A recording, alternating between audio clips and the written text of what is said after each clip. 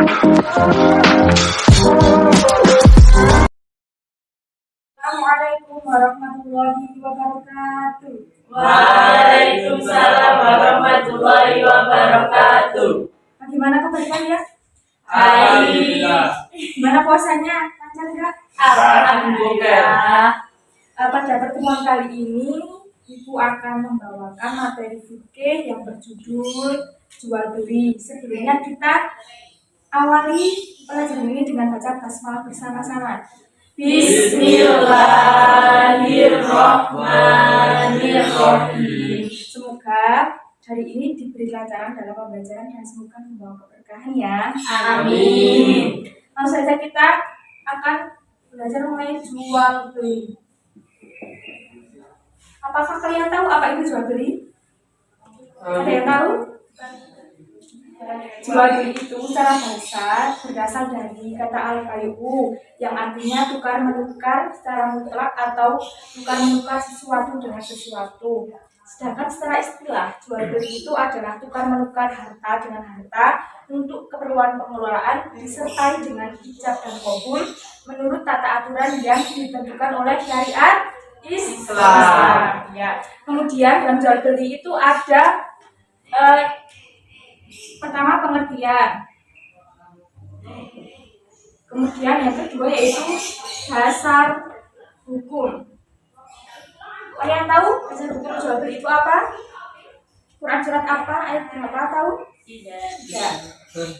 Dalam jual beli itu dasar hukumnya dari Al-Baqarah ayat 275 yang berbunyi A'udzu billahi minasyaitonir rajim. Bismillahirrahmanirrahim. Wa ahallallahu al-bai'a wa harrama riba. Dan Allah telah menghalalkan jual beli dan juga mengharamkan riba. Kemudian untuk jual beli itu ada rukun. Rukun itu apa? Ada yang tahu? Rukun itu apa? Artinya pengertiannya tahu? Belum ya? Rukun itu adalah ketentuan yang harus ada pada jual beli. Apabila ketentuan itu tidak dipenuhi, maka tidak sah jual belinya. Jadi kalian harus mengetahui apa saja rukun itu.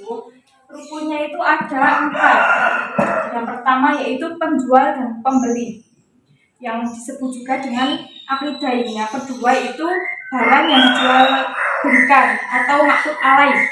Yang ketiga itu alat tukar menukar. Apa alat tukar menukarnya? Kita uang ya, uang, alat tukar menukar barang itu uang. Kemudian yang terakhir itu rukunnya itu ucapan serah terima antara penjual dan pembeli atau yang sering kita sebut dengan ijab qabul. Setelah syarat, kita harus mengetahui tentang istilah rukunnya. Setelah rukun kita mengetahui syarat. Apa itu syarat? Kalian tahu? Setelah rukun kita harus mengetahui syarat. Syarat itu ketentuan yang harus ada sebelum terjadinya transaksi jual beli.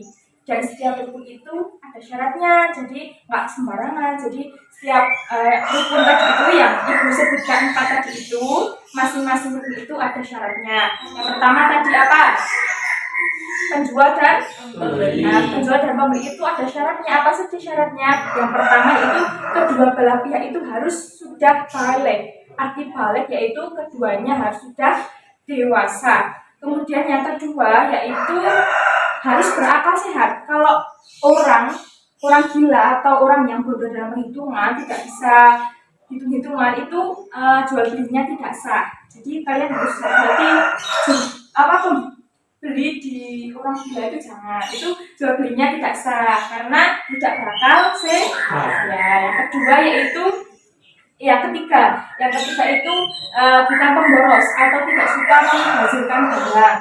Dan yang terakhir syaratnya yaitu atas kemauan sendiri. Penjual dan pembeli itu kemauan sendiri, tidak ada paksaan. Kemudian yang kedua yaitu syarat jual beli barangnya itu ada syaratnya. Yang pertama, barang itu harus ada saat terjadinya transaksi dan bisa dilihat oleh pembeli. Kemudian penjual itu harus memperlihatkan secara jelas seperti apa sifatnya, bentuknya, ukurannya, jumlahnya, harganya itu harus diketahui oleh kedua belah pihak dan jelas ya. Kemudian yaitu barang itu harus bermanfaat. Jadi barang yang membahayakan atau barang yang menyalahi aturan agama itu jual belinya itu tidak sah. Contohnya apa? Ada yang tahu? Haram-haram? Ya, terus ada jual beli minuman keras itu juga tidak sah jual belinya. Kemudian yang ketiga, barang itu suci. Semua barang yang najis, menjijikkan, bangkai dan lain sebagainya itu tidak sah untuk dijual belikan. Seperti apa? Seperti ayam tiren dan lain sebagainya itu tidak boleh dijual belikan, tidak sah ya, karena hukumnya haram. Yang keempat, barang itu milik sendiri. Artinya kalau pembeli itu ada barang titipan, ada barang sewaan, pinjaman, itu tidak boleh dijual belikan karena bukan milik sendiri. Yang terakhir, yaitu barang itu dapat dikuasai oleh pembeli.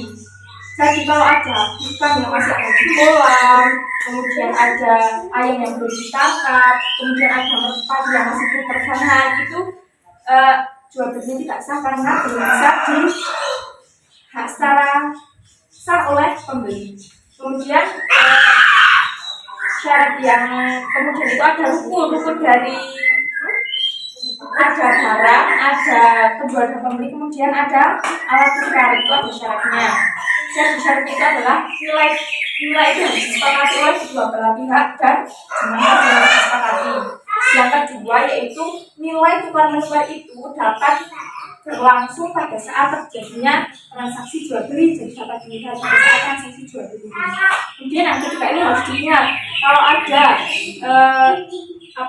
jual beli secara barter atau tukar menukar, kalian tahu kan tukar menukar barter itu kalau tukar menukar barang bukan uang itu nanti kalian harus dilihat barangnya itu tidak boleh haram dan itu tidak boleh dalam syariat Islam. Dan yang terakhir yaitu tentang ijab kabul.